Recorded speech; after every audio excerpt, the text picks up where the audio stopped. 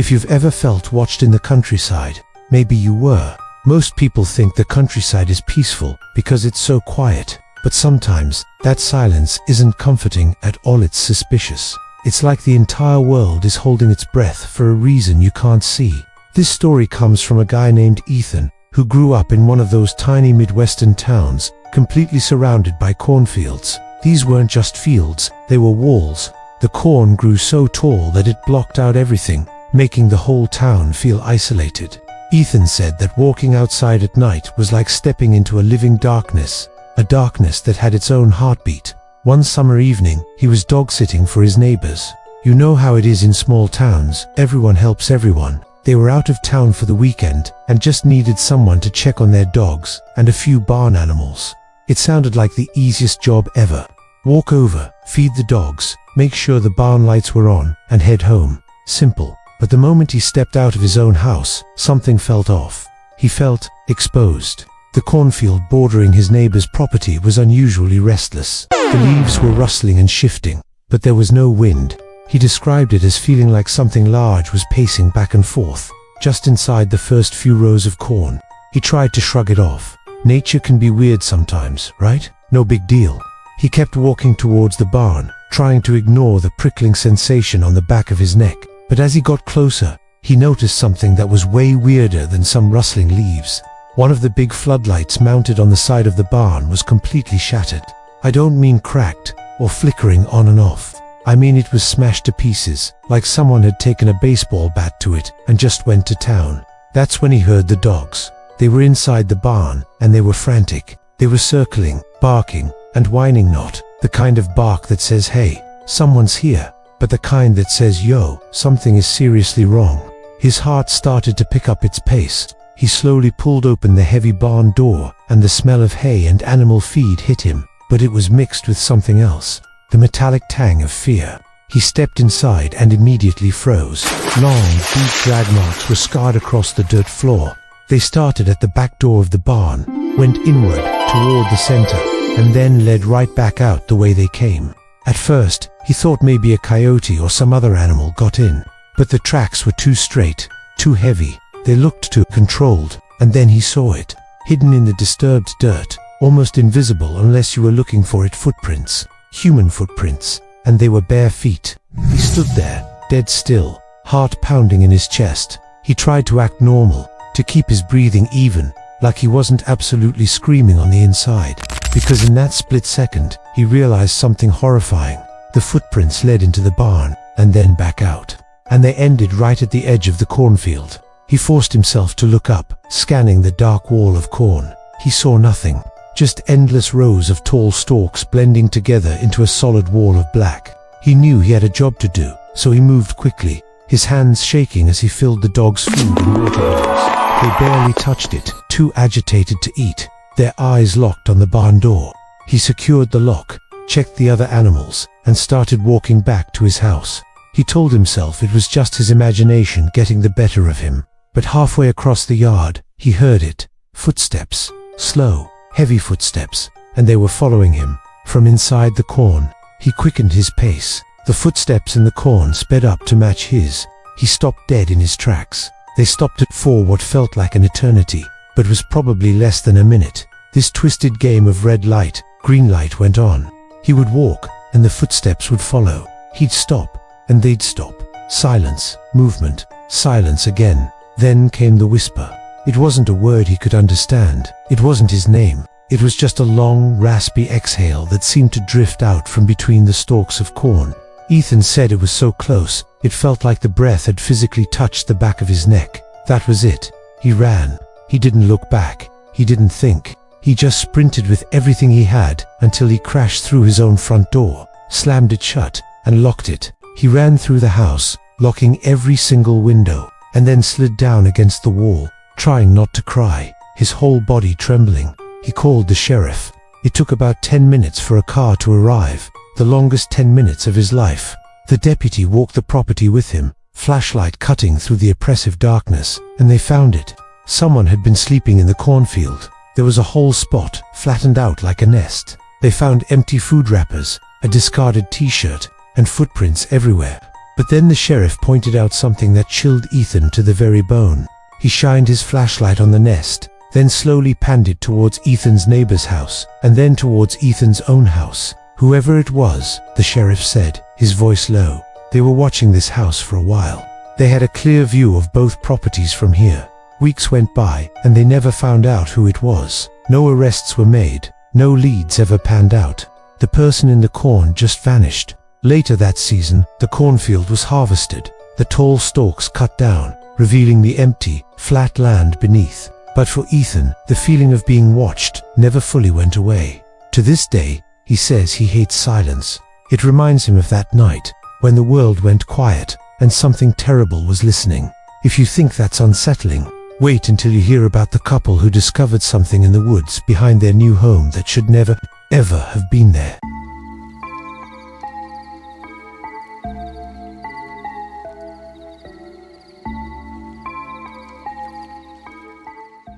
What would you do if your reflection started acting wrong? This story comes from a couple, Sarah and Logan. They lived way out in the country, on a remote stretch of land with nothing around them except thick woods, a single gravel road, and an old forgotten well behind their house that hadn't been used in years. It was the kind of place where silence is the loudest sound you hear. One night, they were driving home from a late dinner with friends. The car's headlights cut through the darkness, sweeping across the dense trees as they pulled into their long driveway. Everything looked normal, at least, countryside normal. The familiar shapes of the trees, the silhouette of their house against the starry sky. But then, just as Logan was about to turn off the engine, he saw something at the very edge of the woods. A figure. Someone was standing there, partially hidden between the trees, just watching them. It wasn't moving. It wasn't trying to hide. It was just there. He blinked hard, and when his eyes opened again, the figure was gone. He asked Sarah if she saw it, but she hadn't noticed a thing. They tried to brush it off, telling themselves it was just a trick of the light, their tired minds playing games. It's easy to see things in the dark, right? But that was just the beginning. Over the next week, Logan kept catching these unsettling glimpses. A fleeting shape in the woods during the day, a dark shadow moving near the old shed at dusk, a tall, thin figure standing beside the well in the moonlight. It was never close. It was never clear. It was always there for just a split second, and then it would vanish. He started to seriously question his sanity. Was he hallucinating from stress? Was it sleep deprivation? He was a rational guy, but the constant feeling of being watched was starting to shred his nerves. He kept it to himself, not wanting to worry Sarah over what was probably nothing. Then one night, he got the proof he almost wished he never had. It was around midnight, and Sarah was already fast asleep. The house was quiet. Logan was in the bathroom, just going through the motions, brushing his teeth before bed. As he stared blankly at his own face, he noticed a flicker of movement in the mirror behind him. His head snapped around. He scanned the empty hallway behind him. Nothing, not a sound. He turned back to the mirror, his heart starting to pound a little faster, and he froze. His reflection was not standing the way he was standing. Logan was holding his toothbrush, arm raised. His reflection wasn't. Logan was perfectly still, staring in disbelief. His reflection, slowly, deliberately, tilted its head, as if it were studying him with a cold, detached curiosity. The air left his lungs. He stumbled back from the sink, his heart hammering against his ribs, so fast he thought it might just stop. He shouted for Sarah, a raw, terrified sound that ripped through the silence of the house. She came rushing into the bathroom, eyes wide with alarm. "What is it? What happened?" she asked, her voice panicked. He pointed a trembling finger at the mirror, but his reflection was normal again. It was just him, pale and terrified, mimicking his every move perfectly. He tried to explain what he saw, but the words sounded insane, even to his own ears. "My reflection. It moved on its own." She tried to comfort him, suggesting it was a dream or a hallucination, but the fear in his eyes was real. They went to bed that night feeling deeply uneasy, both pretending it was nothing, both knowing it was something. The very next night, it happened again. This time, Sarah saw it too. They were getting ready for bed together, standing side by side in front of that same bathroom mirror. They were talking, trying to keep things light, but the tension was thick. They both looked into the mirror at the same time, and their reflections blinked. But they blinked out of sync with them, a fraction of a second later. Then, Their reflections smiled. Wide, unnatural smiles that didn't reach their eyes. But Sarah and Logan weren't smiling. Their own faces were masks of dawning horror. Sarah let out a piercing scream. Logan grabbed her hand and they ran, bolting from the bathroom and slamming the door behind them. They scrambled into their bedroom and locked the door. Their backs pressed against it, hearts pounding in unison, shaking uncontrollably. They stood there in the dark, trying to process what they had just witnessed. It wasn't a hallucination. It was real. And that's when they heard it. Footsteps inside their house. Slow, heavy, dragging steps coming down the hallway. The sound was wrong. It was wet, like muddy boots on their hardwood floors. The footsteps stopped right outside their bedroom door. Through the small gap at the bottom, they could see a shadow fall across the floor. The shadow of someone standing there, waiting. Silence. Then, a soft, delicate tapping began on the door. Tap, tap, tap. And a low whisper, a voice that sounded both dry and gurgling, slid through the wood. Let me in. They didn't move. They didn't breathe. They didn't make a sound. They were paralyzed by a fear so profound it felt like being frozen in ice. The tapping continued for what felt like an eternity, but was probably only a minute or two. Then it stopped. The shadow under the door moved away. The slow, dragging footsteps faded back down the hall. They stayed there, huddled against the door for hours, until the first rays of dawn crept through the window. The next morning, with the sun streaming in, they cautiously opened their bedroom door. The house was silent. They crept down the hallway and found it. A trail of muddy, wet footprints leading from the back door, which was slightly ajar, all the way down the hall, directly to the bathroom. The footprints stopped right in front of the mirror. There was no mud anywhere else. It was as if something had walked out of the soggy ground, into their house, and straight to that mirror. And remember that old, sealed well behind their house. The one Logan had seen the figure standing next to. After the incident, a terrifying thought compelled him to go check it. He pried open the heavy wooden cover and peered down into the darkness. Using a powerful flashlight, he scanned the old stone walls of the well shaft, and what he saw made his blood run cold. Scratched deep into the stone, all the way down, were dozens and dozens of markings, tally marks, and what looked like frantic fingernail scratches, as if someone had been trapped down there, trying to climb out for a very, very long time. Or worse, maybe they weren't trying to get out. Maybe they were trying to get someone's attention. To this day, Sarah and Logan have no explanation for who or what they saw that week. They don't know what came into their house. They don't know what was looking back at them from the other side of the glass. Sarah says she now covers every single mirror in their house at night with a thick cloth. And Logan refuses to even walk past that old well, especially not alone. They live with the knowledge that some reflections don't just reflect. Sometimes they watch, and sometimes they want to cross over. If mirrors acting wrong creeped you out, this last story might have you sleeping with all the lights on.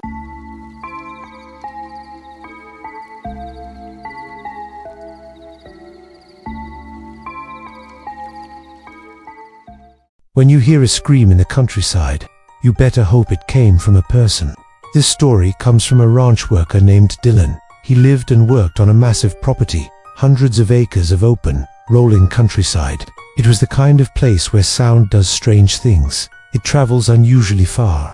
If someone slams a car door a mile away, the sound can slap you in the ear like it happened right beside you.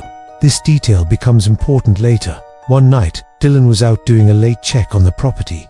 It was part of his routine, making sure all the fences were secure and the livestock was settled. The sky was pitch black, one of those moonless, starless nights where the darkness feels like a heavy blanket. The only light came from the faint, distant glow of the barn lamps far behind him. Everything was silent, completely still, the kind of quiet that almost rings in your ears. And then he heard it, a scream. It was sharp, piercing, and it echoed across the vast emptiness. It sounded undeniably human. Dylan froze on the spot. The sound cut through the air so cleanly, so perfectly, it almost felt unreal. His first rational thought was that it had to be an animal, a coyote, maybe a mountain lion. But the tone, the pitch, the sheer terror in it was unmistakable. That was someone yelling for help. Without a second thought, his training kicked in. He grabbed the heavy-duty flashlight clipped to his belt and started running toward the direction the scream had come from. The pasture stretched out before him, a dark, uneven sea of grass and dirt. He had to navigate a maze of fences, hopping over some, weaving through old wooden posts that dotted the landscape. As he ran, he kept shouting, "Hello, is anyone there? Where are you?" But his voice was just swallowed by the darkness. There was no answer. Then, another scream echoed through the night. But this time, it came from a different direction.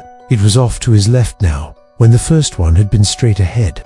It was as if whoever was screaming had moved impossibly fast. Or maybe there were two people. The thought sent a fresh wave of adrenaline through him, and he pushed himself to run faster, his boots pounding against the hard-packed earth. But the more he ran, the stranger it got. The screams kept shifting, first to his right, then far off in the distance, then suddenly, terrifyingly close. They were bouncing around the pasture, almost like the sound itself was being thrown from one place to another by an unseen hand. It was disorienting, confusing, and deeply unsettling. It felt like a game, and he was the pawn.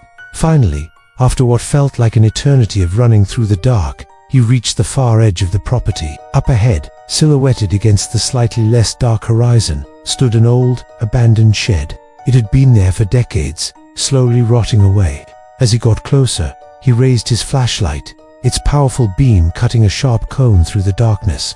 The light hit the weathered wood of the shed, and that's when he saw something that made his stomach plummet. Someone was standing just inside the open doorway. They were a dark shape, a silhouette half hidden in the deeper shadows of the shed's interior. Dylan's heart was hammering against his ribs. He cupped his hands around his mouth and shouted, "Hey, are you okay?" The figure didn't move.